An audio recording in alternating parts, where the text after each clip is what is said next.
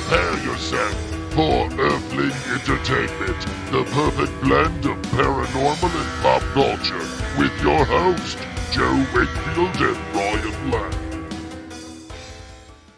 Hello and welcome to another episode of Earthling Entertainment with your hosts, Joe Wakefield and Ryan Lang.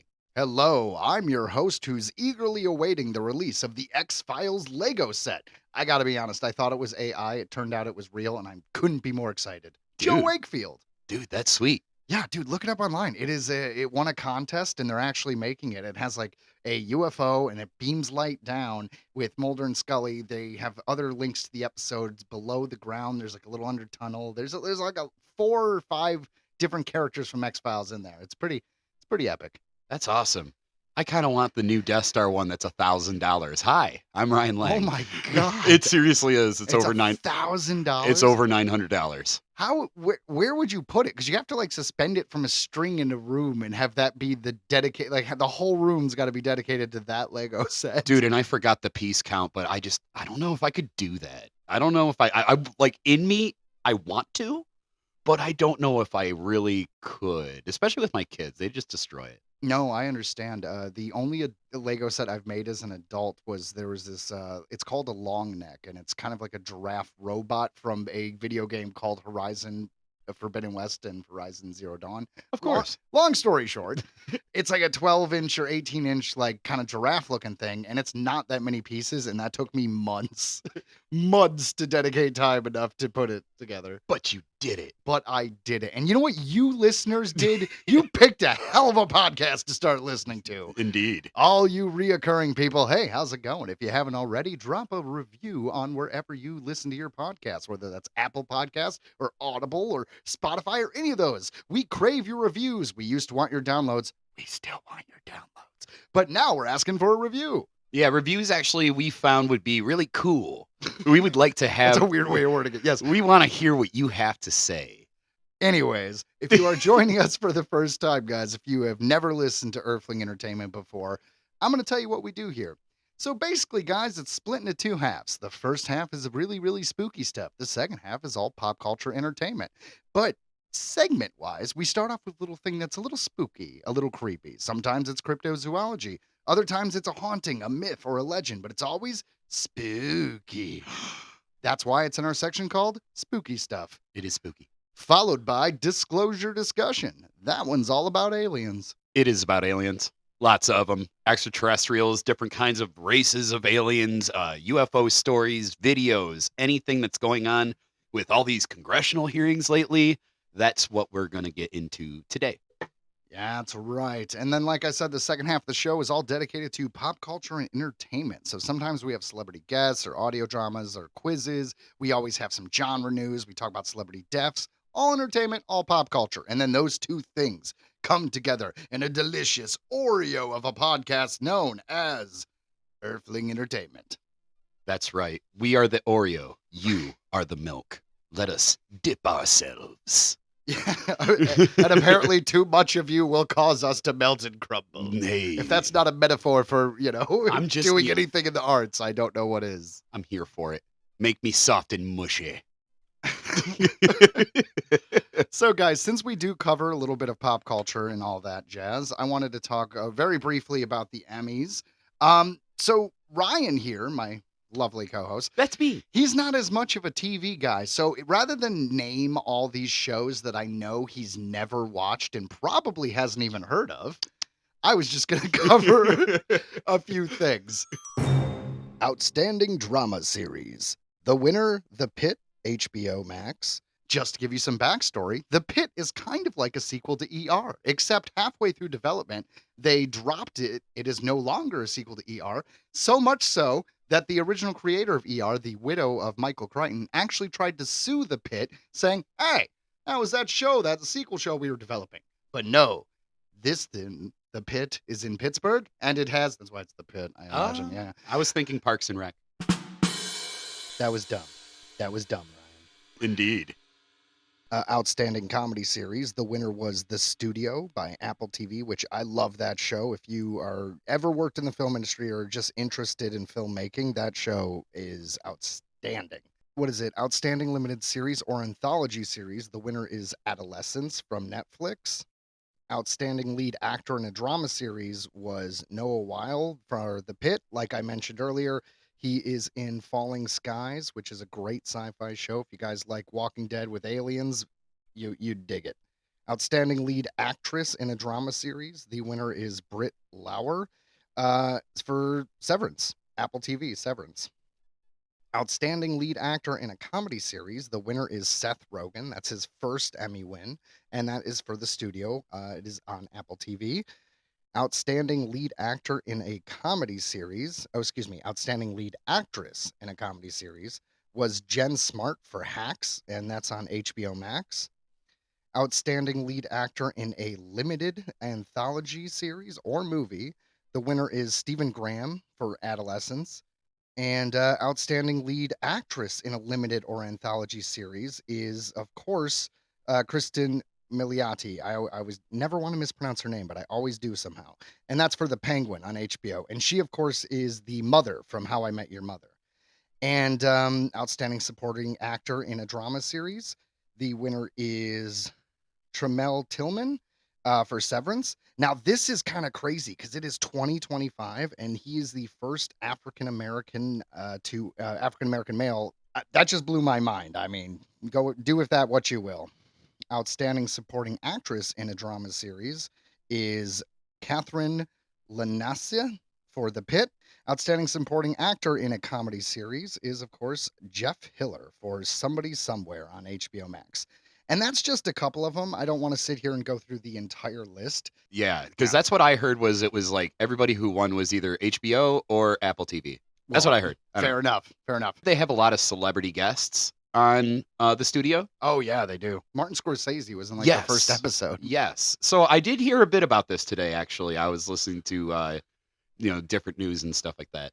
Well, I wonder why shows from like Disney Plus even considered, or were they not even? Yeah, the Mandalorian, not the Mandalorian, Andor. Andor won something or other. You have to look it up real quick. But so anything that is in the year, you know what I mean, that is TV will count. It just depends on what it is counted for. The Penguin, for instance, is a limited series, so it wasn't up for any best drama. It probably would have won best drama if it was, but I think it got best limited series. So All right, so I'm looking here. It says season 2 won a total of 5 Emmys, see, including best editing, best visual effects, best costume design, best production design, and outstanding writing for a drama series. See, the outstanding writing for a drama series is the only Emmy I heard of, and that's all pretty impressive. I knew it would get a lot of technical wins, but best writing is good.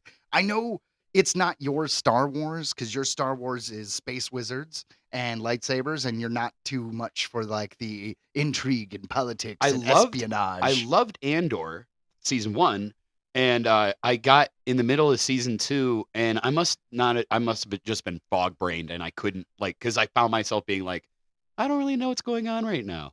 Like, why did that just happen? I feel like I'm missing out on shit, and I shouldn't. I think you should just rewatch it I think because so, too. it's not any more complicated than it ever has been. So I'm sure you were just distracted. That happens a lot lately. Let me tell you.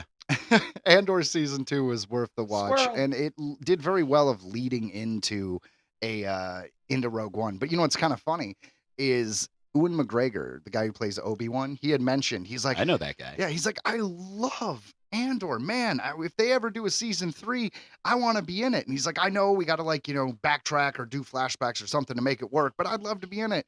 And I'm sitting back thinking, man, I love me some Ewan McGregor. I love me some Obi-Wan. But the whole point of that show was we didn't have Jedi. Precisely. You can't just put in one of the most Jedi in that show and have it not feel jarring. Well, I mean, exactly. Because we already had The Mandalorian, which incorporated Jedi in the best way. We got so much out of that show when it came to background and everything, like how Grogu was saved by Ahmed Bass. Goddamn right. The gentleman who unfortunately got a really hard time. People messed with him because he played Jar Jar. Oh, yeah, I never even understood that because it's like, dude, he's playing a character. He didn't write the lines. Why are you attacking him, being like, you ruined Star Wars? Be like, don't blame me. No offense. Blame George Lucas. He the fucking guy who wrote it. Pretty much. And I love how I swear to God, straight up in the second one, right when you see Jar Jar after like a little interaction, he looks dead nuts into the camera, breaks the fourth wall, and grins. Like, I ain't going nowhere. Dude, straight up, I think they did that on purpose. But no, it was great to I see mean- him get that kind of redemption in the Star Wars universe. You know what sucks is about the Star Wars universe? I love Star Wars, but if they don't like a character, they just kind of write them out. Like everyone knows Rose in the new trilogy was like showed up in the second movie and then was pretty much written out of the third. I would argue that Jar Jar was pretty much written out of the series because after that, he has like one scene in the next movie. And then by the time you get to the Sith, he's got, Lisa, so happy to seeing you. oh yeah. They did not they just wrote him out. That's all I'm saying. Yeah, and you're not wrong. You're not wrong when it comes to that. But yeah, you do see that a lot. But I Yeah, mean, but I you- guess, listening to the fans is important, Unless you're too reactionary, you gotta make a plan and stick with it and kind of stick to your guns. I really don't love The Last Jedi, but I will respect Ryan Johnson for trying to do something different. I think it was a real kind of wussy move spending the whole next movie backtracking every decision you made when you should have just taken what he did and moved on, continued. Okay. It's like you didn't like the fact that he said Ray's parents were nobodies. Well, they are. Deal with it. Next chapter. Don't just be like, well, hold on. Instead of nobodies, what if it was the biggest somebody ever? Palpatine. I know, yeah, right. And what was How it? did we get on a Star Wars kick? Wasn't this about the My Emmys? fault. Yeah, okay. Oh, we were talking about Andor. Andor won 5 Emmys. It did. It did. So there we go. It's relevant. Oh, you know what else is relevant, Ryan? What? Wampus Cats. Wampus Cat. Seamless transition. So Seamless. Guys, for this week's spooky stuff, we usually been covering cryptids. I mean, most of the time we're covering cryptids. We do hauntings, we do other cool things. But me and Ryan were trying to wonder, like, have we seen all the cryptids? Have we found them all? And then I did the 100th episode with Ryan last week, and we made the whole kind of quiz, and I found a lot more cryptids. And that's where this one came from. And quite frankly, I'm surprised that Ryan and I have never heard of the Wampus Cat before. I want to say it's funny because we had a rendition of this in Scouts, and I believe I mentioned it on one of our early podcasts where I told you that I would tell like scary stories we all would, at camp, and one of them was the Wampus Kitty. Huh. We called it the Wampus Kitty, but in our tales, it was like a giant, like humanoid cat, like just like a some big anthropomorphic cartoon character buff cat. Yes, that was Garfield on crack. pretty much. So not like this guy. Not like this guy at all. But Gate, you know what? I feel like that was a great introduction. Let's just jump into spooky stuff. The Wampus Cat. If you haven't heard of the Wampus Cat before, you're missing out on one of the more enigmatic cryptids out there. The legendary creature has roots in American folklore, particularly the Appalachian region. Yeah, man, the Appalachians, there's a lot of cryptids there. You were talking about the Rocky Mountain bowler, the whale that comes down. Yes, the giant whale that comes down from the Appalachian Mountain that just scoops up people, eats them up, then it goes and it slides all the way up to another mountain, hooks in, and waits. It waits for the next one, right? And then there's Ozark Howler. I can't talk. Yep. Ozark Howler. And A I bunch believe of we them. had a bit of Thunderbird activity going on around that area as well. No, it is a strange place. A lot of people have been killed, and no one can explain how. Sure. Or just go missing. I mean, the Appalachian Mountains and the Ozarks. I mean, that's a place to get lost. But anyways, it could be a 6-legged Wampus Cat. Described as a fearsome hybrid of a mountain lion and a woman, believers say Wampus Cat roams the wilderness, emitting eerie sounds that strike terror into the hearts of those who cross its path. I mean, Terrifying. prove me wrong. I'm shaking in my boots. Oh my God. It's a Wampus Cat. Like I said, prove me wrong. Go kitty. Cherokee folklore offers a few perspectives on the Wampus Cat. One legend tells of Running Deer, a Cherokee woman who wanted to take down the evil spirit Iwa, known as the Spirit of Madness. very ambitious. I mean, just a normal person, like, you know what? I'm going to take out that spirit. That evil spirit's giving us trouble. You mean the one of madness? Yeah. I got that one. That's crazy. Hold my beer. Okay. Might not be here when you get back. Running Deer wanted revenge, for she believed the spirit was responsible for driving her husband, Standing Bear, to madness. Equipped with a booger mask and a spirit of a and the spirit of a mountain cat, she surprised and defeated the spirit, becoming the tribe's spirit talker and home protector. I mean, it makes sense. It's kind of what the whole movie Prey was about. Seriously, she's like, I have to hunt something that hunts me. And then, the predator shows up and, spoiler for the movie Prey, but she wins. And then she becomes like the tribal hunter. So yeah, pretty much. I feel like this whole myth Prey stole, just ripped it right up. They're like, someone read that and was like, that's a Predator movie. What an honor. Some believe that Running Deer's spirit resides within the Wampus Cat, guarding the Cherokee lands against dark forces hidden in the depths of Tennessee. According to another legend, the creature was once a woman who spied on a sacred ceremony by hiding beneath the pelt of a mountain lion. A medicine man punished the woman by transforming her into a fearsome feline entity, the Wampus Cat. Dun, dun, dun, don't eavesdrop. Throughout the Appalachian region, the Wampus Cat is known by different names, from Galliwampus to Whistling Wampus, and is rumored to appear at twilight or dawn. The mythical beast is often portrayed as the cat-like embodiment of a cursed woman who was punished for her disobedience or involvement in witchcraft.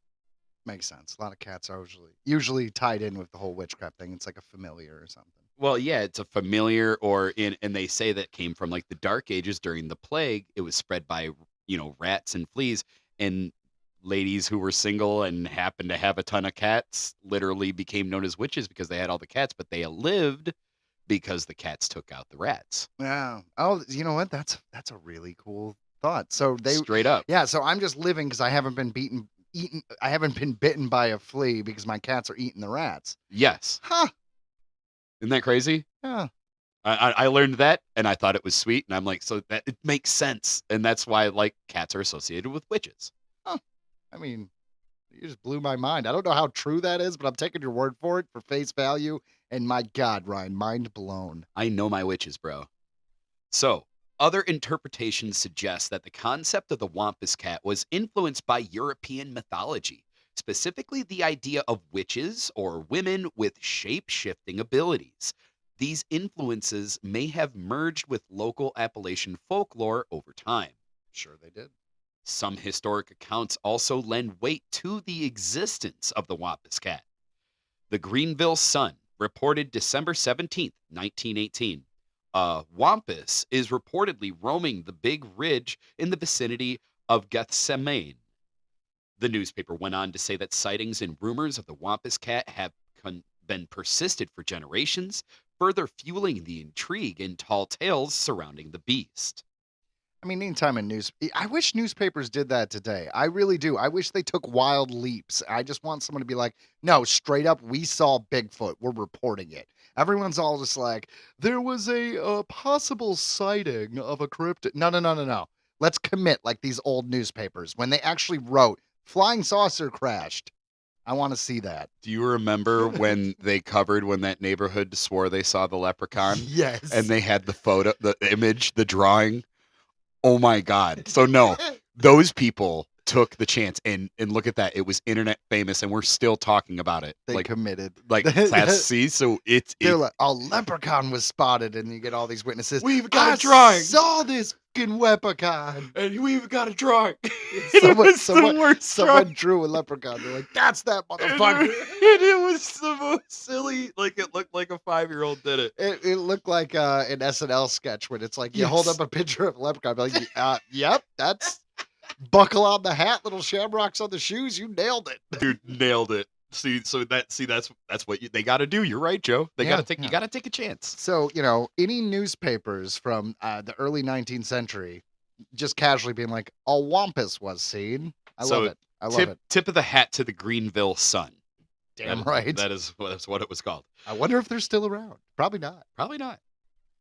Years later, the creature made headlines again when it was blamed for a string of livestock deaths. Newspaper reported that the elusive monster had consumed dogs, pigs, and other animals in the Norfolk area. They speculated that the wampus might belong to a species long believed to be extinct. That's interesting. I mean, that's kind of the theory for so many cryptids. I mean, they say Loch Ness Monster might be a dinosaur. You know what I mean? Mm-hmm. Bigfoot could be a missing link. Could be, right? And the Wampus Kitty could just be, a six-legged crazy cat. Well, it's funny because there's a lot of reports of the Wampus Cat, but only a couple that mention it has 6 legs. I know, but that's what got us into this. That's why we dove into it. We're like, 6-legged cat. What? Yeah. And then it turned out that, that was it. We'll get to that soon. It's like the Shrimp, where it was just one fucking samurai. Yes. Yes. I love that. Yes. 2 episodes in a row. Shrimp. Yes. One guy was like, I totally saw it. And everyone was like, okay. Well, he's trustworthy. Eyewitnesses described the Wampus Cat as a large and fearsome creature with a bobcat's face with sharp, elongated claws and fangs. Its most distinctive feature is its glowing yellow eyes that supposedly pierce through the darkness of the night as it roams the Appalachian Mountains. It has a muscular feline body covered in dark matted fur, accompanied by a long, sinuous tail that aids in its balance and agility. Yeah, like fucking tails do. That last Yeah. sentence wasn't necessary. I'm sorry. Well, that's It's what like, it does. He had a pinky toe, which helped him stand. This is how the Wampus Cat do. The strangest reports say that the creature has 6 legs and is more of a half cat, half dog hybrid. Sightings of the creature have been sporadic, typically occurring deep within dense forests or in remote areas. Witnesses describe feelings of unease and an overwhelming sense of being watched when encountering the creature. The Wampus Cat allegedly has several supernatural abilities, one of the most notable being its ability to emit spine-chilling screams. These vocalizations are believed to be a method of attracting prey or warding off potential threats. Legend suggests that it can shapeshift or become invisible, making it even more challenging to track or capture. See, I don't think it can shapeshift or turn invisible. I think that it's just a predatory cat. Just super Well, agile. Yeah, like cats, they're really good at like crouching down and hiding and seeing you when you don't see them, which is why you probably feel the feeling of unease. I think these people are just being hunted, and then you don't spot it in the trees because it's a fucking predator. You ever drop something in a house full of cats? They scatter. Like they're like just like They're hilarious. fast. Yeah. Yeah. These extraordinary abilities have both fascinated and frightened those who have delved into the beast's mythology. The enigmatic creature has not only woven itself into the rich tapestry of folklore, but has also left its mark on popular culture. You can read about its haunting presence in Cormac McCarthy's novel, The Orchard Keeper, while its formidable image pops up in fantasy role-playing games like Dungeons and Dragons. Yeah, but Dungeons and Dragons they've been around for 50, 60 years. I mean, anything fantasy they've pulled from. They went, they've run out of ideas, to be honest. Well, But this next one I thought was cool because the last week we talked about, what was it? The Pukwudgie. The Pukwudgie. And the Pukwudgie was one of the houses in the American version of Hogwarts. And Yes. yeah, Yep, right. yep. So same as this. Within the Harry Potter universe, where magic wands contain cores made of enchanted substances, Wampus hair makes an appearance as a core material. The Wampus is also one of 4 houses in the Livermore School of Witchcraft and Wizardry in North America. The Wampus Cat holds a special place as the mascot for a number of schools, including Like real schools. like not, for real, not magic schools, to be clear. Atoka High School, Itiska High School, Leesville High School, and Uwari Wampus Cats, an independent college baseball team out of North Carolina, proudly carry the mythical creature's name. I mean, why not? Why not? I want to see like the Denver Wendigos. I mean, Dude. right? Like we should pick a sport or invent a new sport, I don't care which, and have all the teams be cryptids, I like this idea. right? I mean, all right, so what's Michigan? We're the Detroit Melonheads. We could do better than that. We're the Detroit Dogmen. That's better. That's better. That's better. Detroit Dogman. I'm Yeah. down with that. What else do we have? I mean, because a lot of states can claim Bigfoot, so I feel like only one's gonna get Bigfoot, and even It's got to be the Patterson film. Where was that? I forget. that was Northern California, but I was thinking Oregon would probably be Bigfoot or Washington, because I mean Northern California is good. Don't misunderstand, but it's a huge state. There's got to be other cryptids in Oregon. I mean, in California. Yeah, you're right. You're right. But It's But like, yeah. it's like, what's up? We're the Delaware Jackalopes. I don't know if there's any other cryptids in Delaware. I don't know much about Delaware. Hi, we're in Delaware. So what Ryan is doing right now is Ryan is making a reference to the original Wayne's World movie that came out in 1991. Well, for those of you who don't know, Wayne's World was a local public access show in the magical world of Wayne's World. And Excellent. when they finally got a budget to have a real show, they were able to play with a green screen. And he is standing in front of the green screen, he being Wayne, and he's in Hawaii and he's doing a little dance. He's doing he's in Denver and he does this. And then Delaware. Hi. Hi. I'm in Delaware.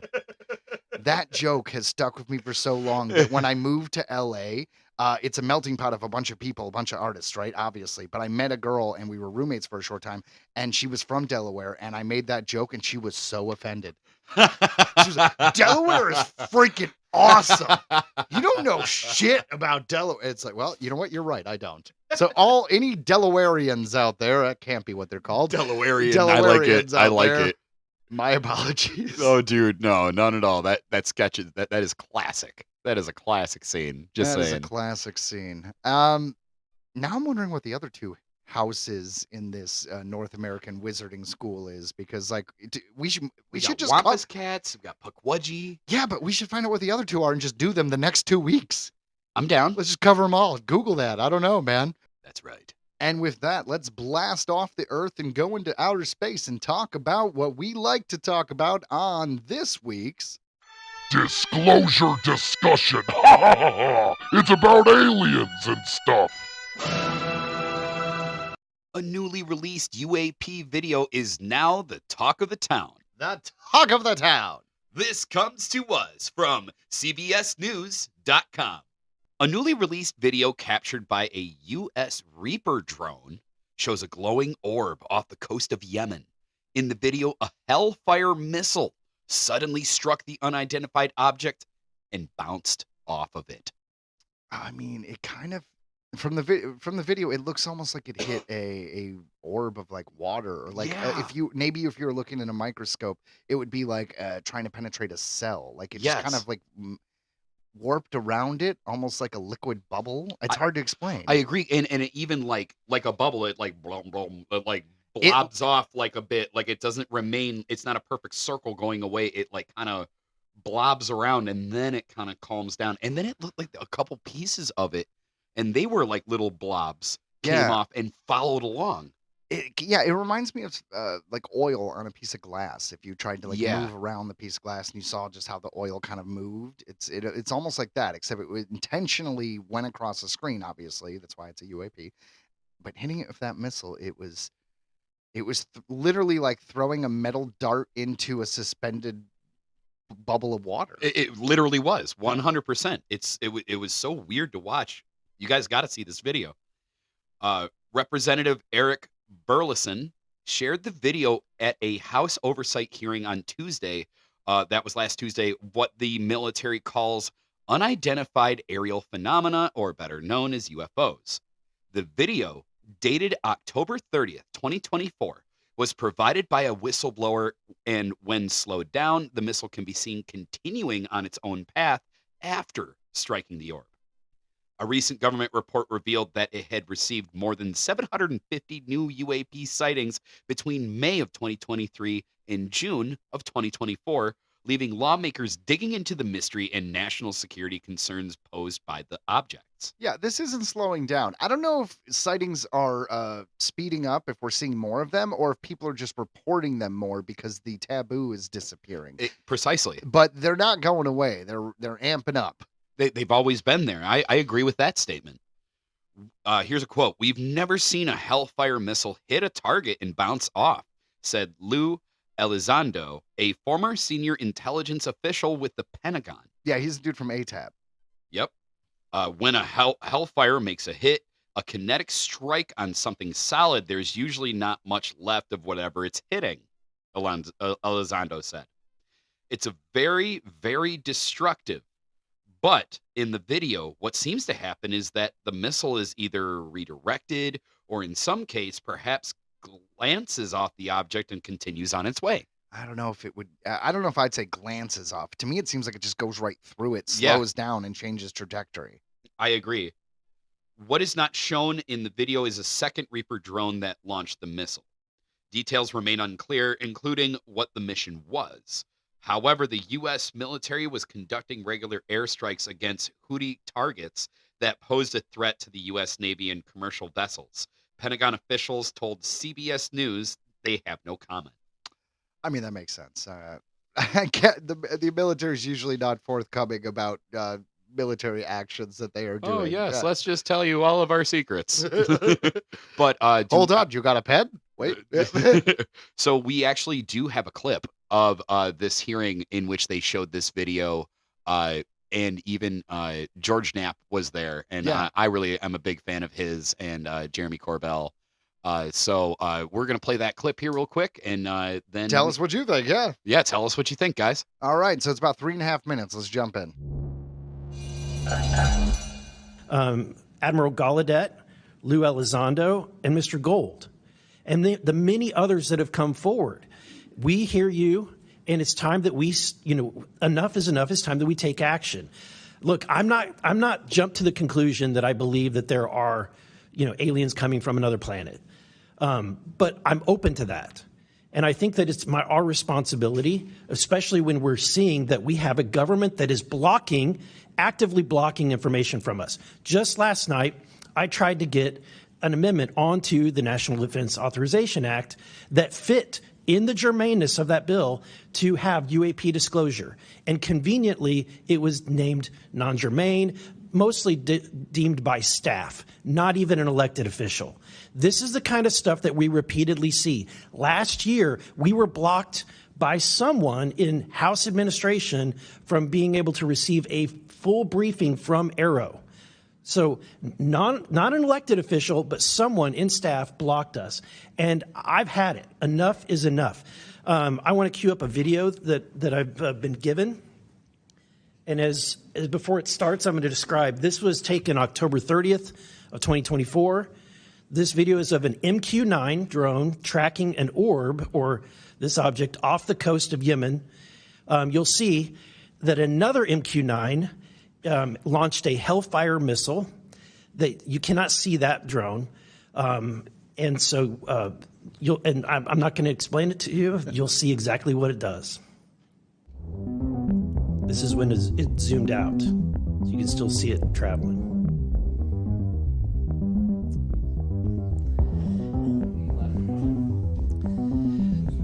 So, Mr. Knapp, have you heard about, events like this occurring? And what information might you have? I have heard about events like this. I have heard about this event. Jeremy Corbell and I talked about it in one of our episodes a while back. We did not have the video, though.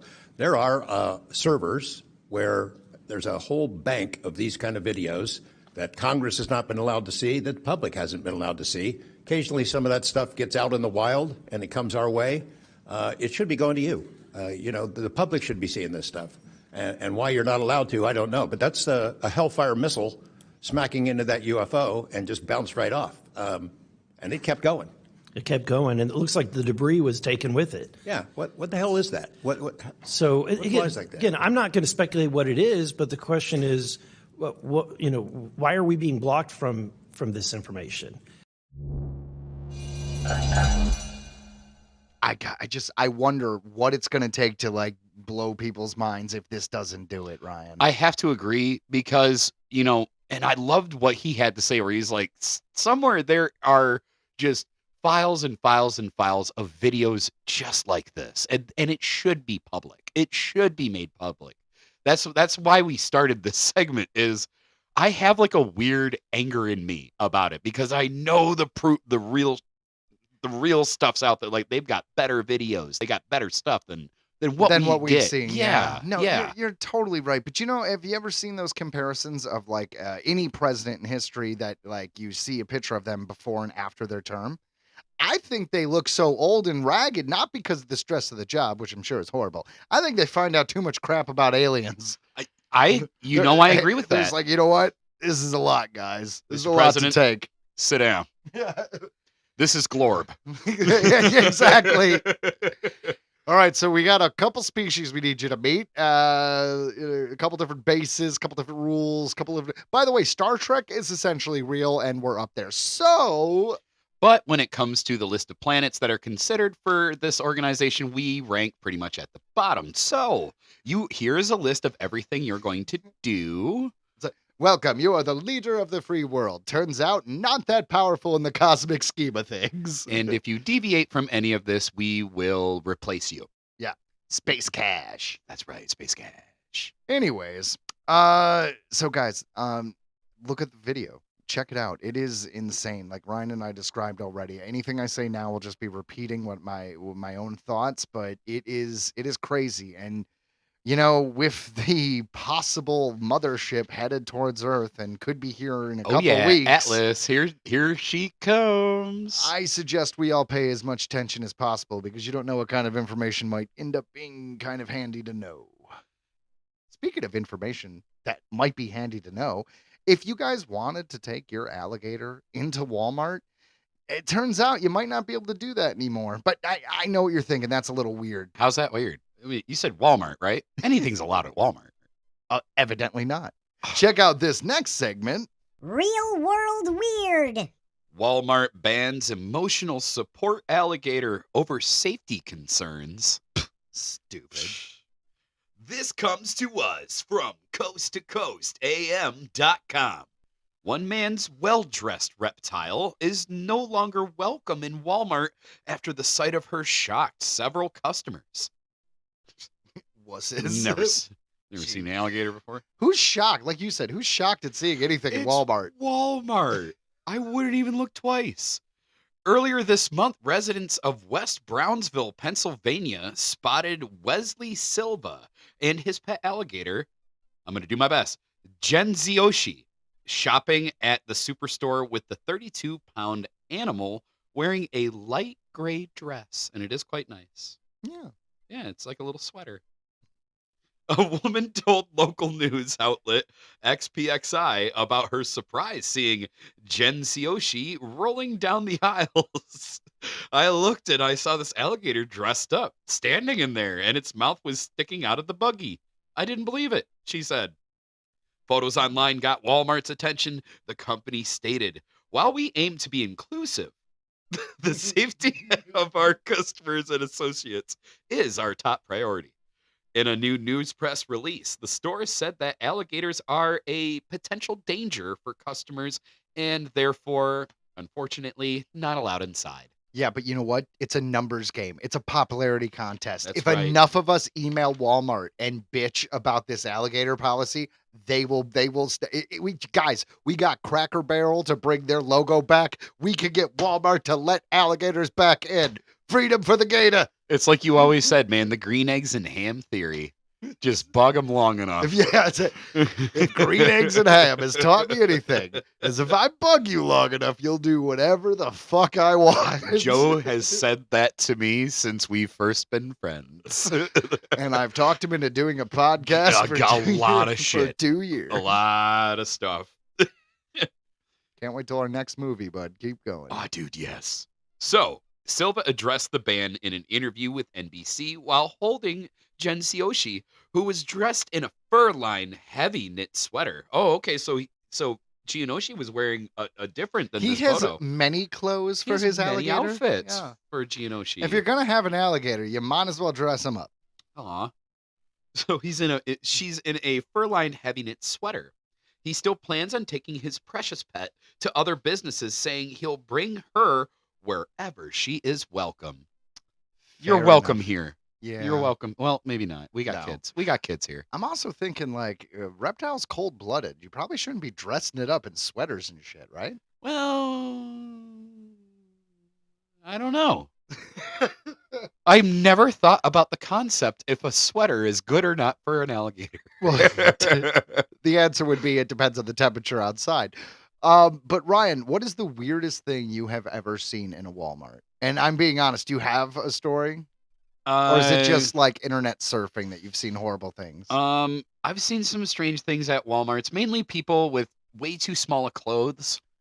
Okay. That's like a main one where it's like it'll be dudes and like it'll be like a big guy. Like Okay. Oh my God. not fat shaming, but it's a big dude and he's wearing a shirt that's like so small. Like it's not like he cut off the bottom like to get cool. He's wearing a small shirt and it just looks wild to me. It is amazing that you brought this up because I have a fat guy in Walmart story. And once again, I am also not fat shaming, but check us out.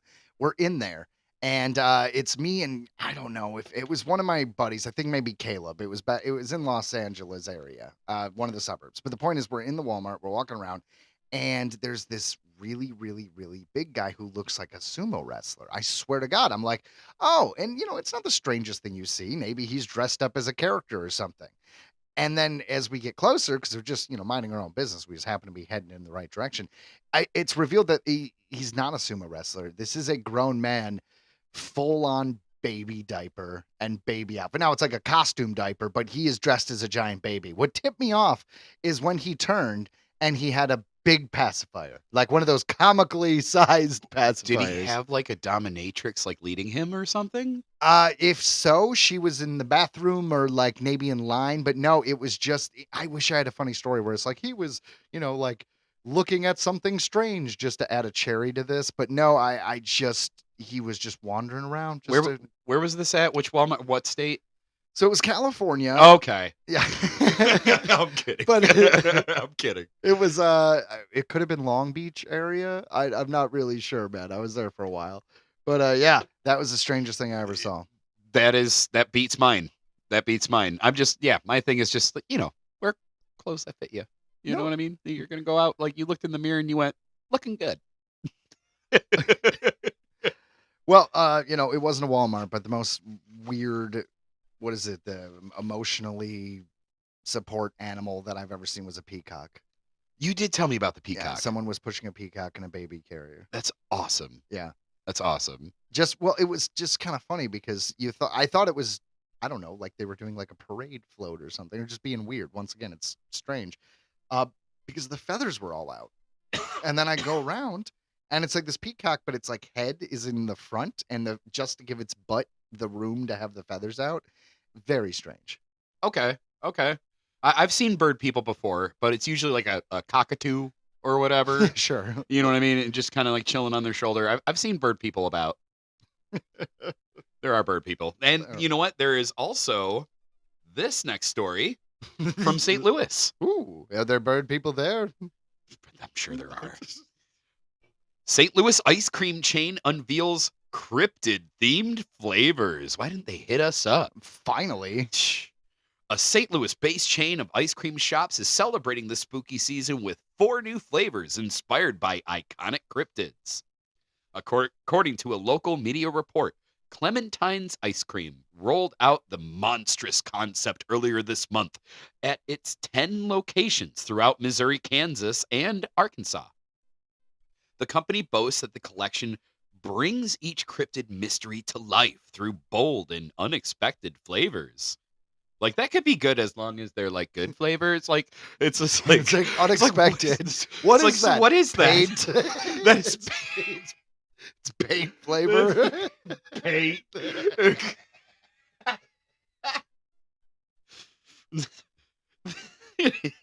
That serve as a tribute to the unknown, crafted to tempt haunt, and maybe even leave a footprint behind.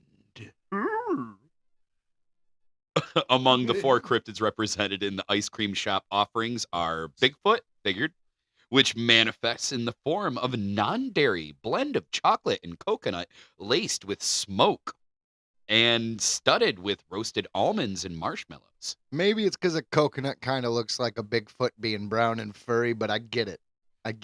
Not a bad flavor choice. They had me for the chocolate and coconut, but I mean, roasted almonds, I guess marshmallows. I guess marshmallows because, like, what, you're camping, you're worried about Bigfoot? Is that like...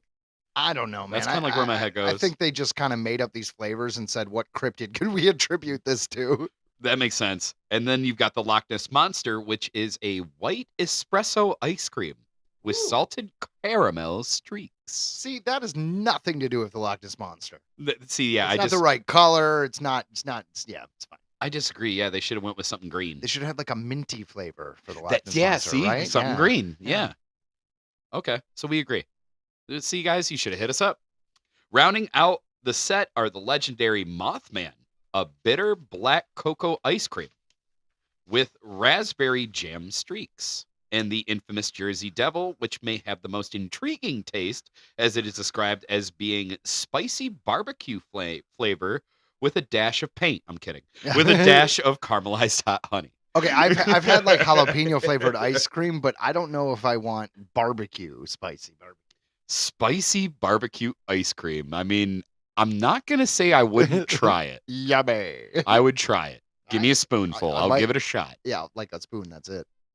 Do you think you could handle the flavor orgy about to explode in your mouth, Ryan? Joe wrote to me to read. Yeah. Well, Joe. Can you? This is what goes through Joe's mind when he's writing show notes. How is the flavor orgy in your mouth? Well, it is explosive. Let me tell you. It is overwhelming at this moment. See, Joe knows that I'm Ron Burgundy, and I read everything that is written down. I have written some weird things in the middle of an article before. And I just read it without thinking twice. I'm Ron Burgundy. Go fuck yourself, San Diego. And I'm kidding.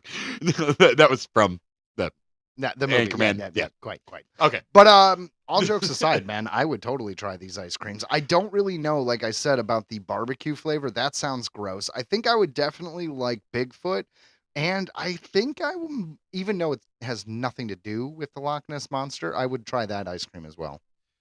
I would try them all for sure. But the one honestly, the one that sounds the best is probably the white espresso ice cream, but like with the salted caramel. But I don't know why I say caramel.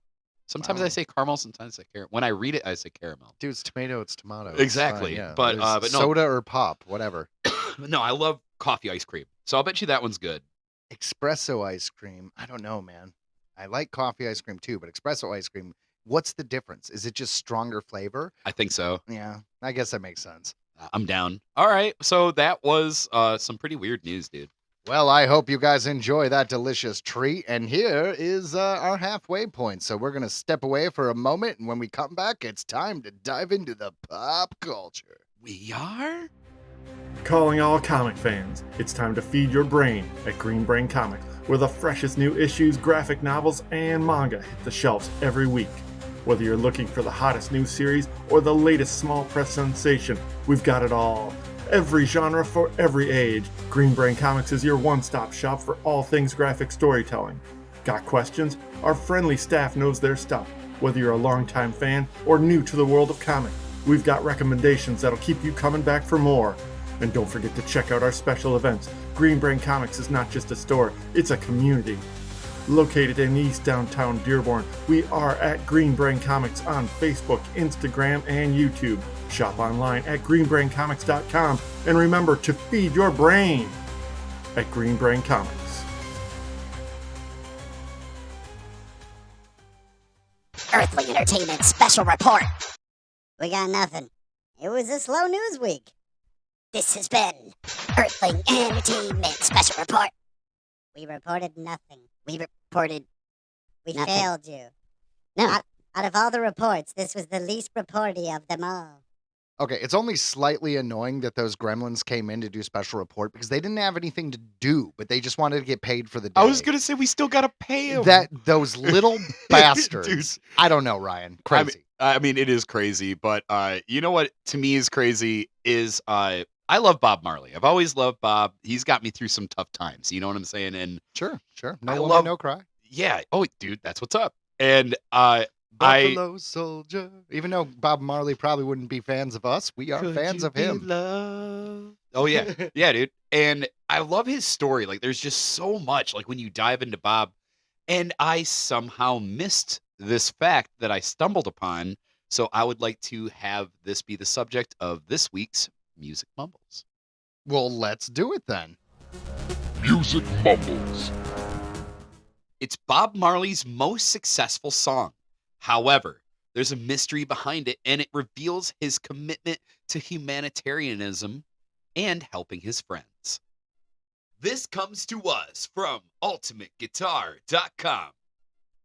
Music historians have always been intrigued by the songwriting credits behind Bob Marley's hit song, No Woman, No Cry, arguably his biggest and best-known song. It was his first international hit, and it catapulted him into superstardom. The interesting part was that Bob Marley put a man named Vincent Ford down as the songwriter for the hit. Let's find out why. In 1972, Bob Marley and the Wailers were signed to the major label Island Records by Chris Blackwell. Marley's previous contract had been with Cayman Records, where he had a songwriting contract he had signed with the producer Danny Sims. Allegedly, he did not want his new songs to be associated with Cayman, and so what we believe happened was he put his new songs in the names of his wife, Rita, the Wailers, or other close friends as a clever way to skirt around the tight publishing restrictions in his contract. Smart. I love that. Hey, man, it's people are figuring out ways around it all the time. I think it was Taylor Swift that she just re-recorded like 5 of her albums. Yes, sir. Just so because she didn't own the masters to them, the studio did, so she re-recorded them. So anytime someone buys the versions now, she gets all the money. No, record labels are, dude, they're a blessing and a curse. Yeah, there has been many a story of shenanigans when it comes to. If you ever want to hear something messed up, look up Kesha. It is not a artist that I'm too familiar with as far as her music is concerned, but her story is wild. Really? Like, she didn't work for years until to make her contract run out because she had such a effed up deal. So she literally didn't do anything for like 5 years or something. Oh, that sucks. Yeah. You know. So one song, No Woman, No Cry, was credited to Vincent Ford. It made sense as the song was based on Ford and their upbringing in Trenchtown, Jamaica. Later on, Ford would operate a soup kitchen in Trenchtown. It was Ford who taught Marley to play the guitar. So definitely an important person in his life. For sure.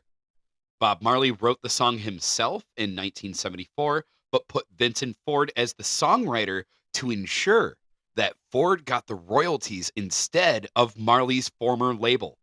There was no evidence that Ford wrote the song, but there was also no evidence that he didn't write it. And he never publicly denied writing it. The royalty checks ensured that Ford was able to run his soup kitchen until his passing in 2008. I mean, that is just that is brilliant. Like, okay, so this this rich suit can get the money, or we could possibly help the people that we grew up around, Dude. and the community. Said I remember when we used to sit. Sorry, in the government yard in Trenchtown. That's what I had to get to, because I was like, oh, because as soon as I heard Trenchtown, I just hear that whole song. I love that song. Yeah, it's still a rough spot. So in 2014, a lawsuit was brought forth by Cayman Music accusing Island Records of misattributing and diverting income by failing to credit Cayman for its contractual share of royalties from No Woman, No Cry and other songs written by Marley between 1973 and 1976. Marley was said to have fraudulently attributed the songwriting credits to friends and family, including Ford, to circumvent the publishing restrictions and to provide support to the close ones. Of course, Marley had passed away in 1981 at the young age of 36, so he was not alive to see any of his copyright contention play out.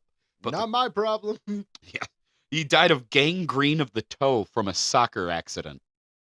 Did he really? Straight up. I never heard that. I guess I never really looked up how he died. I know a lot about Marley. I love Marley. That's why this was shocking to me. That Why I didn't no one this. take him to a fucking doctor? I think it was. I want to say it was like kind of a part of their religion, Rasta and stuff like that. I think it was. Like he refused medical treatment? I think so. Gangrene? Yeah, gangrene of the toe. Yeah, Killed that's what I'm him. saying. Like and it was a soccer accident. He kicked a ball and like had an ingrown toenail and it got infected and it just Maybe his they were. toe rotted off. Jesus. Yeah, maybe he effed himself up like kicking another player like on the field. You know, like trying to get the ball. It just feels so preventable. It was. It was. Damn. But the court ruled in favor of the Marley estate and Island Records, and the song's ownership now resides with the Marley estate.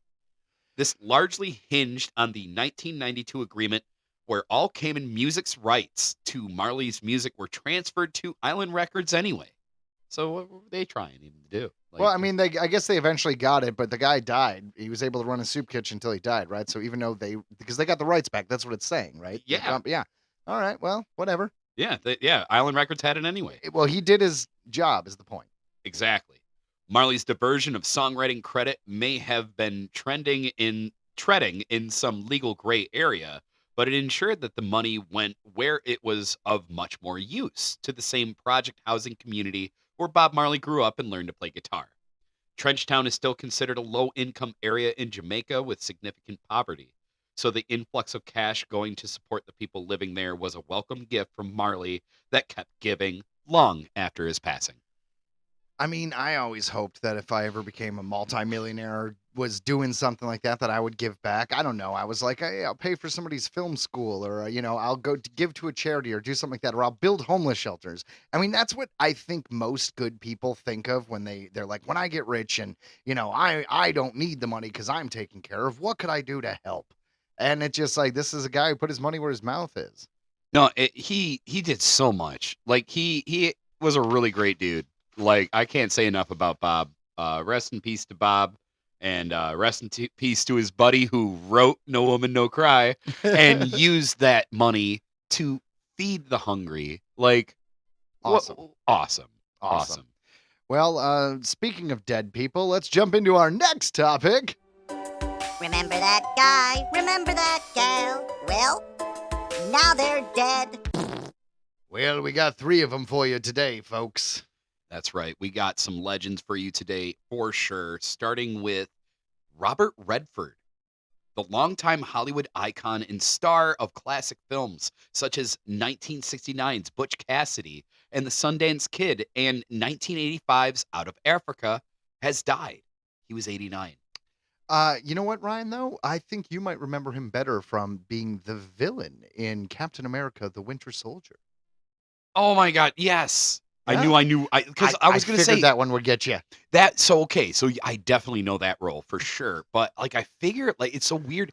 I know his name so well, like Yeah. Robert Redford. Like, I feel like that's like been like a big pop culture. It is. thing. Yeah. The Sting would be another big one. But also, he created the Sundance Film Festival. Oh, that's got to be how else I know him. It's got to be. Yeah, because being a film person and all, let me tell you, Sundance, kind of a big deal. Maybe you heard of it. Sort of a big deal. Robert Redford passed away on September 16th, 2025 at his home at Sundance in the mountains of Utah. Sorry. Of Utah. Utah. The family requests privacy. The legendary actor-director was known for films like The Sting, All the President's Men, and Ordinary People. Redford is survived by his wife, daughters Shauna and Amy, and grandchildren. So yeah, he had family. He lived a long life. He accomplished a lot. He will be missed. I agree. Definitely a Hollywood icon. He will be missed. R.I.P., dude. R.I.P. Pour one out for him. So that brings us to Polly Holiday. a prolific stage and screen actress known for playing the gum-smacking waitress Flo, who popularized the phrase Kiss my grits. on the long-running CBS sitcom Alice. She died Tuesday in her home in Manhattan. She was 88. Yeah, I'm not going to act like I knew this actress from her sitcom, but I definitely heard the Kiss My Grits. I know Yeah, Kiss My Grits. I've heard of that. So it's like the Who Got, or Where's the Beef lady from the 80s, you know? Yes. Oh, man. So, all right, pour one out for you. You will be missed as well. Thank you for all your contributions to television. That's right. That's right. R.I.P. So that brings us to our last one. At the Gates, the band vocalist Thomas Lindberg, dead at 52. That's too young. The singer of Swedish melodic death metal pioneers At the Gates. He has died with a battle with cancer. Seems like it's always cancer if it's this young. And it was bad because it was really rare. It was called ACC, adenoid cystic carcinoma, a rare, slow-growing but aggressive cancer that typically develops in the salivary glands, particularly in the minor salivary glands of the head and neck. And he was a singer. Oh, yeah. Oh, So I wonder if, I don't know, that had something to do with it. Like the constant using of your vocal cords or anything? Or, I don't know, maybe he gargled a weird chemical, like, to help him sing? That's like, what possible. happened? Yeah. That's possible. This just happened, so there's like a lot coming out right now, and it said that he received the diagnosis in December of 2023, which led to a major surgery that removed a large portion of the roof of his mouth. So yeah, as a singer, I mean, that's that. Like, that's that when it comes to your profession. I mean, it's not just that you can't sing, dude. Can you imagine having Ugh. what would be there if you remove the roof of your mouth? What would be there? Like Dude. the nasal cavity? Like how? Like what is? I don't want to Yeah. be gross, but it's like, can you poke your brain? I'm kidding, but I'm not. Like, what's? Man. Whoa. And it's so scary, right? Because it's like they had no choice, like, because it was spreading. So they had to just cut pieces out of you. It's like, yeah, this or death. I hope that neither one of us or anyone we are very close to has to ever deal with cancer, but it seems to get a lot of people. Just give me a Viking funeral. That's all I ask. I mean, if we got to cut out the top of your mouth or I get to set you on fire, Ryan, I'll burn you alive any day. Thanks, man. Oh, you mean Viking? Oh, you would already be dead. Okay. All right. Never mind. Yeah. But yes, after a long battle, we have lost him. Thomas Lindberg, singer of At the Gates, dead at 52. All jokes aside, fuck cancer. That sucks. Dude, crazy, crazy, crazy stuff. But man, RIP to all of our legends that we had covered on, well, now they're dead this week. Yeah. Yeah. And then I think we just brings us to one last final thing, guys. This is time for us to do headlines. So if you're wondering what's going on in the nerdy genre type news, well, we have some headlines for you. So jump in and let's go. Plug your nose. Earthling Entertainment headlines. Gotta change that intro music. I'm sorry. Here's headline number 1. Mario Brothers sequel gets a title. This comes to us from Nerdist.com. The Super Mario Brothers movie captured a whole lot of gold coins. Woohoo! Took in a whopping 1.36 billion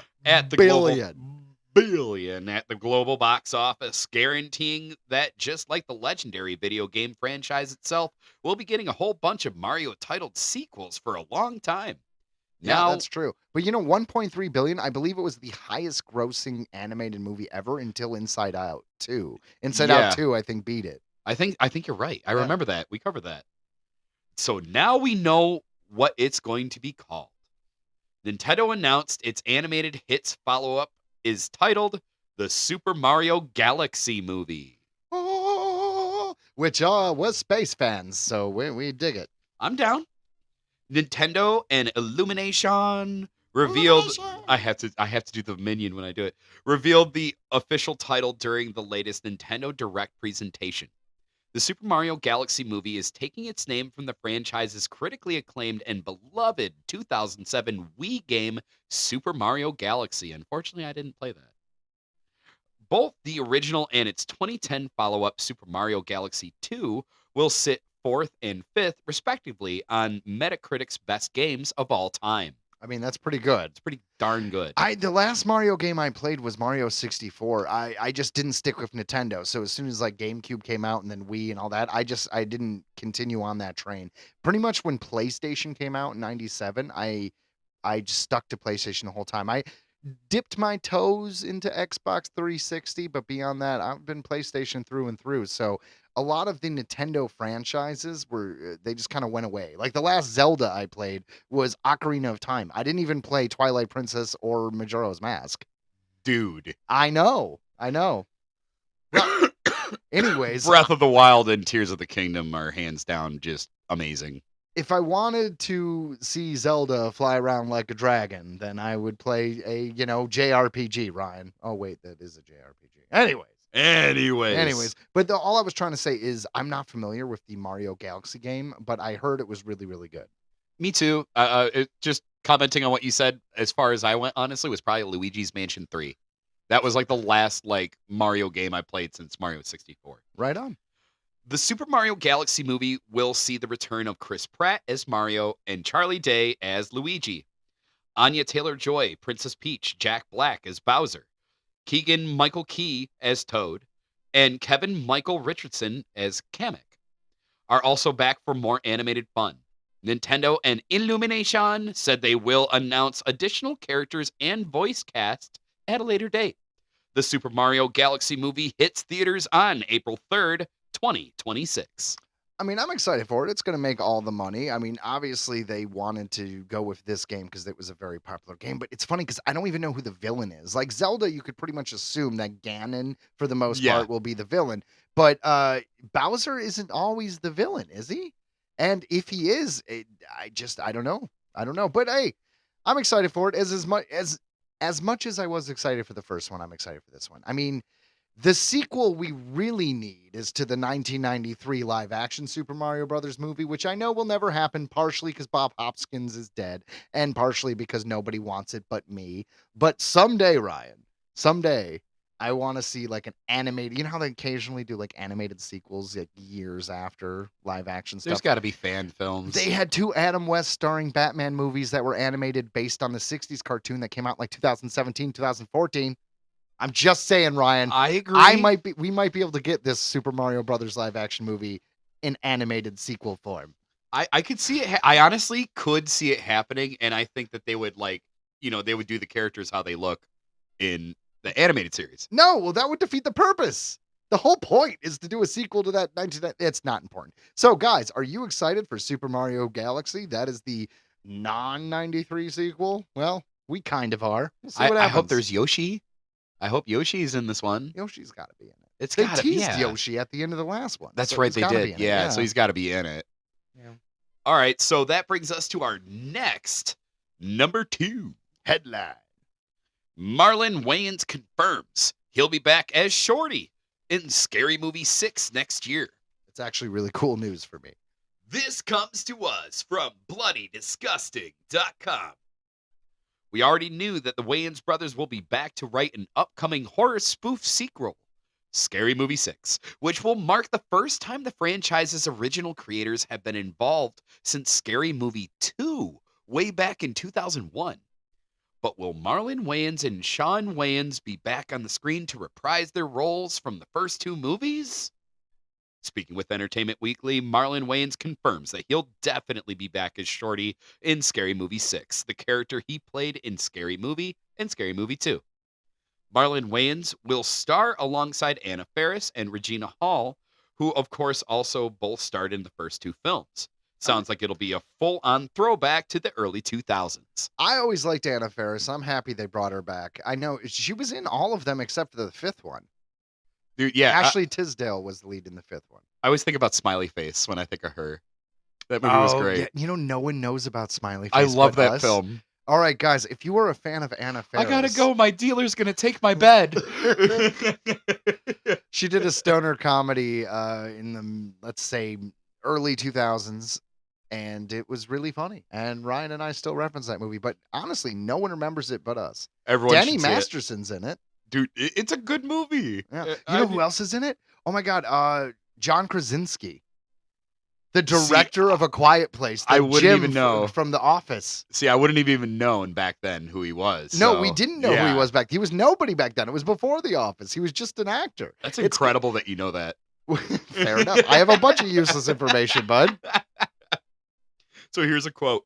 I think you have to acknowledge how comedy has changed.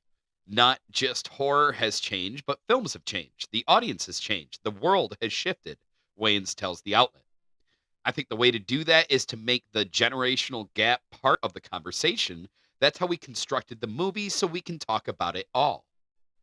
Michael Titties, I hope I'm saying that right.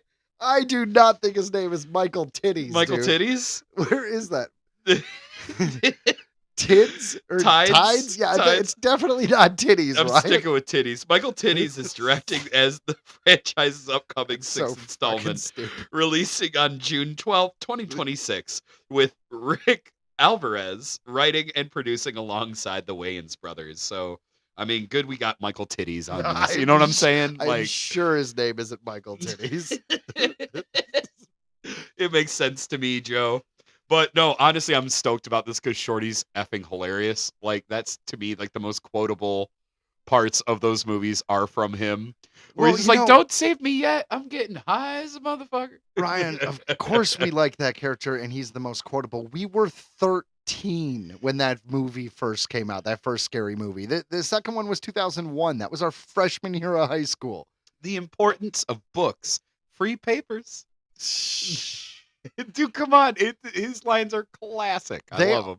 They are. I really enjoyed Shorty. He was a lot of fun. I'm glad he's back. I'm glad the Wayans brothers are doing it back. But you know what? I want them to bring characters from the scary movies that they weren't in back too. I know they won't. Charlie Sheen. He's available.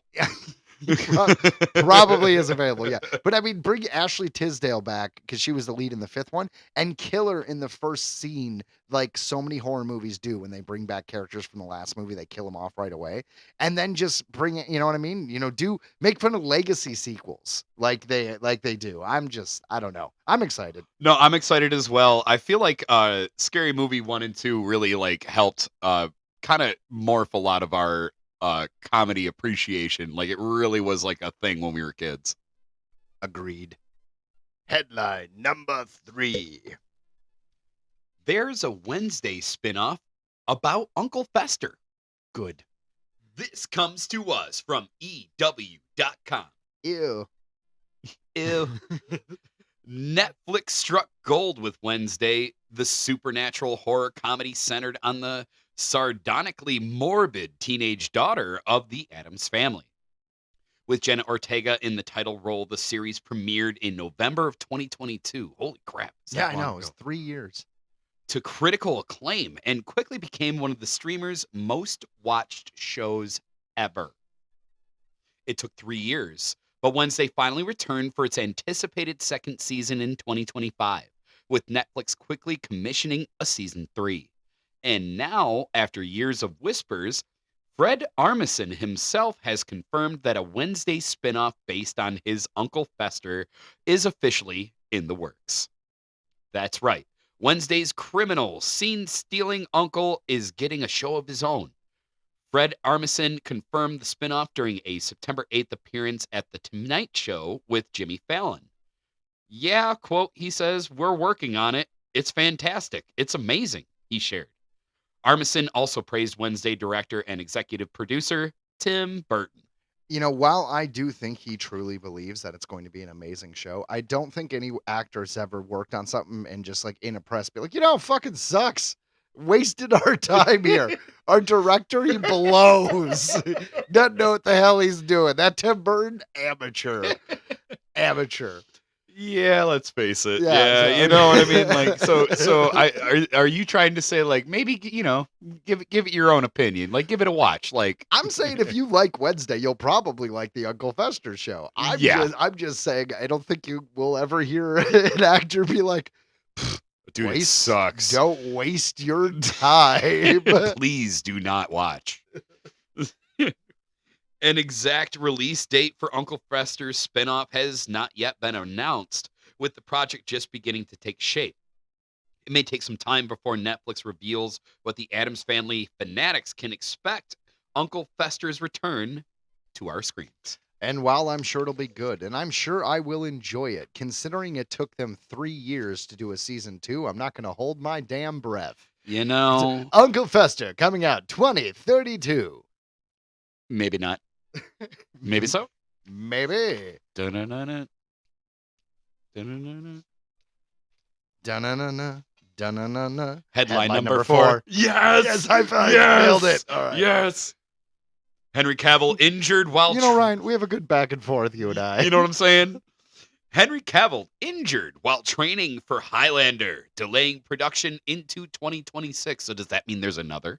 Wah, wah, wah. But there can only be one. Yeah, but honestly, they've tried for so many years to get the new Highlander reboot made that I'm actually pretty frustrated that he got hurt because I just want this damn movie already. I love Highlander. I love all the Highlanders. I even like that really crappy second Highlander. I only saw the first one. It was good.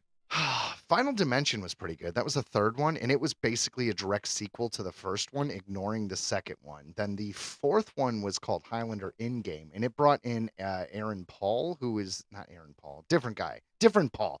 He was the main character from the Highlander television series. He was brought into that fourth film, and actually Connor McLeod died in that one. And then we had a fifth movie called Highlander: The Source, and I believe that came out in 2007, and that was basically a conclusion to the live-action Highlander television show. So waiting for more Highlander, Ryan. Thank you, Joe, for all of that Highlander information. There could only be one. Dude, you never cease to amaze me, let me tell you. Useless information is kind of my bread and butter. This comes to us from IGN. IGN. Fuck, we didn't even have the article yet? All right, sorry. From IGN.com. Former Superman actor Henry Cavill has been injured while training for the Highlander reboot, delaying the film. Deadlines first reported on The Witcher, Mission Impossible, and future Warhammer 40,000 Stars injury, which was apparently sustained during pre-production. Full production is now delayed, likely to early 2026. Sorry, Joe. Yeah, well, what do you think he's doing in pre-production? He is an actor, and he's playing the Highlander. The dude stabbed himself with a sword. I was about to say, that's what else could something it be? happened. What else could it be? He Something dropped happened. the sword on his foot or something. So now Henry Cavill reportedly has one arm. Yeah, it's like, they don't call me Henry One-Armed Cavill for nothing. The nature of Cavill's injury is unknown. He lost his arm. Yeah, we're pretty sure. And he has yet to comment himself because he only has one arm. And you don't want to look like the Jack is like, yeah, I stabbed myself. So he lost his arm. The Hollywood Reporter later said Highlander was set to go into principal photography this month before heading towards production in the coming weeks. Clearly, that plan has gone out the window along with his arm. Okay, that's enough. In November last year, Stahelski revealed the film is set in beyond present-day New York and Hong Kong, with Cavill set to play a sword master who has been alive for over 500 years, training in all sorts of martial arts along the way. Here's a quote. "If you thought you'd seen me do sword work before," oh my God, we called it, "you haven't seen anything yet," Cavill said. "I've been a fan of Highlander since I was a lad," said Cavill on Instagram when the film was announced in 2021. Wow, this has been going for a while. Oh my God, no, he wasn't even attached when I'm talking about. Like, they've been trying to do a Highlander movie for like 20 years, dude. It was kind of like the Crow movie that they kept trying to make. And then we finally got one starring Bill Skarsgård, and it was horrible. I didn't see it, but everyone hated it. Oh my God. Okay, so not to jump ship on the topic, but that new Crow movie. Okay, so the first 5 minutes of the first Crow movie with Brandon Lee was the entire length of this new Crow movie. And then the story of the original Crow movie of him actually being the Crow and taking revenge is the last 10 minutes of this new Crow movie. He's not even the Crow Wow. until he's like, it's horrible, Ryan. So if he's not the crow, is he just like a dove?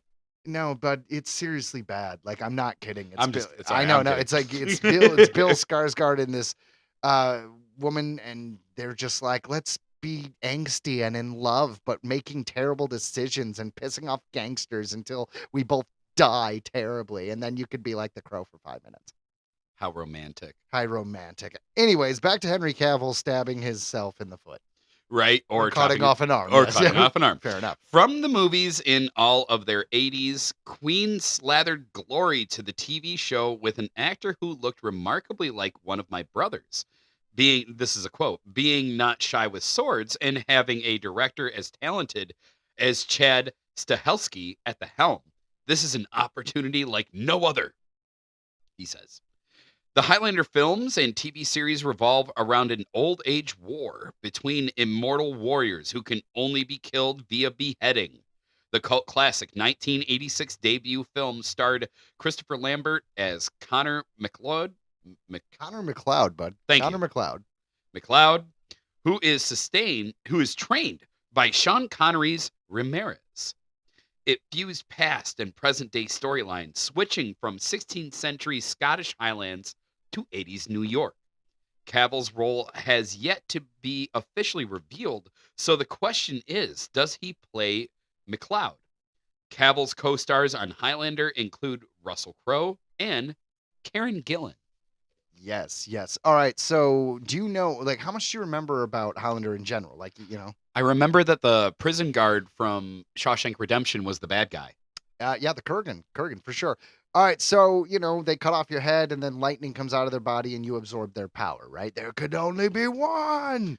Yes, have I you- watched it once. Have you ever seen the video where Jamie Lee Curtis beheads Michael Myers at the end of H2O, and then they edited it to be like in Highlander, and a bunch of lightning comes out, and she gets the power and screams, "There could only be one."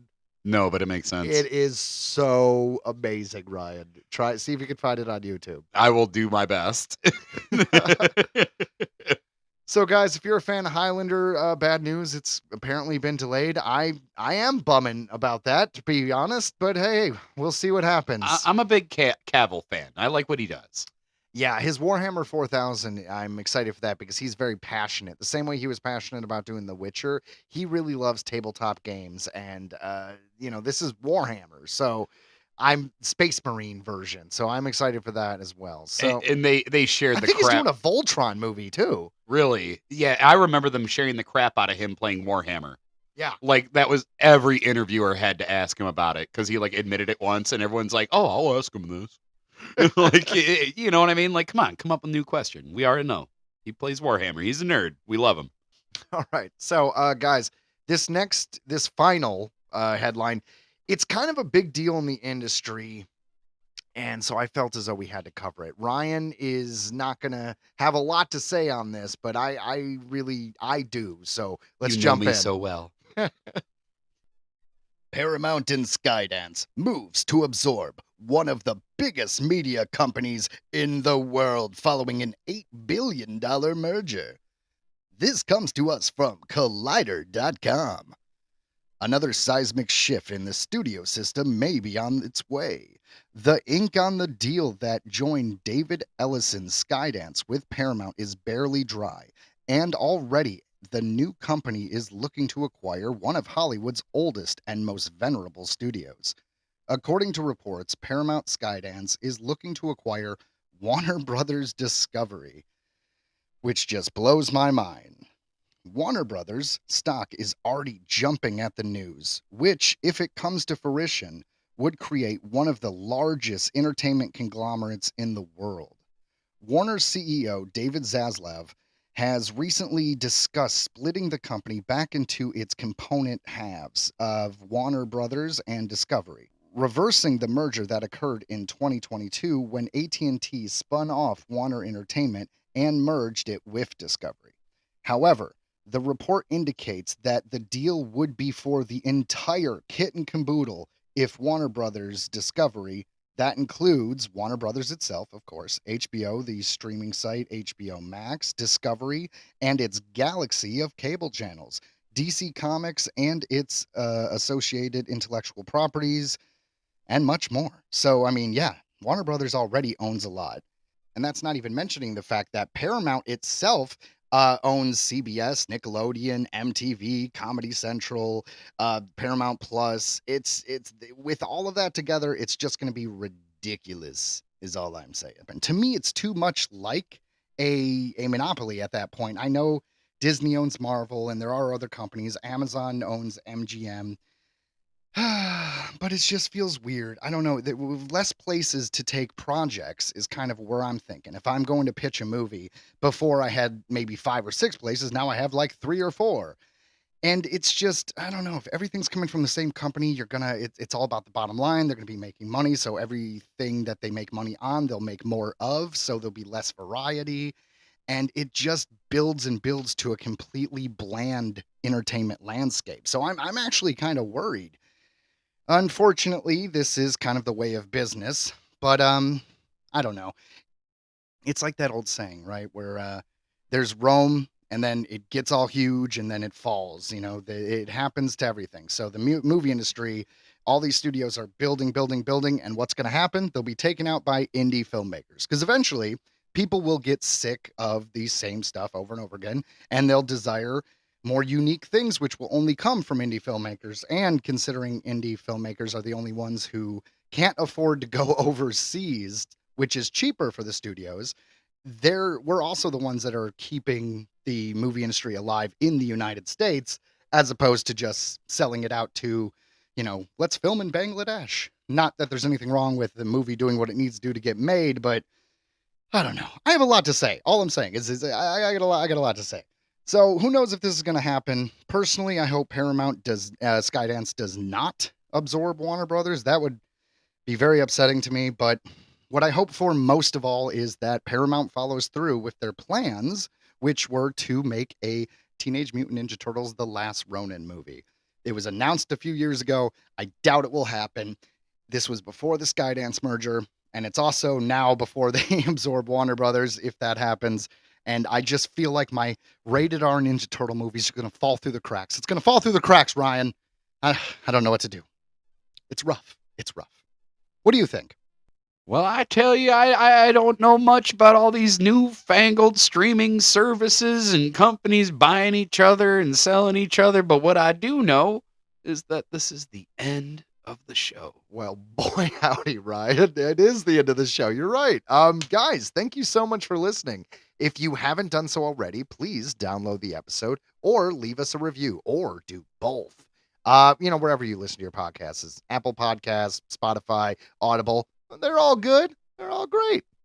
We're out there. And let me tell you guys, please do us a favor. Share us with your friends, with your coworkers, with your family, because we are doing this every week. And for you people. That's right. And we love to hear from you. We already mentioned earlier in the podcast, we are Earthling Entertainment Podcast at gmail.com. We would love to. Do you have a relative that saw a UFO? Ooh, do you or have a Bigfoot? Or a Bigfoot, or has a ghost story? Do you have a ghost story that you would like us to share? We would love to. Hit us up. And thank you guys so much for listening. We love you. We do. See ya. Bye. Next week. Thursday. That's right. Thor's Day, actually. Do you know that's where it comes from? Thor? It's Thor's Day. I did not know that. Uh-huh. Look it up. Huh. I guess I will while we go ahead and get out of here. Bye!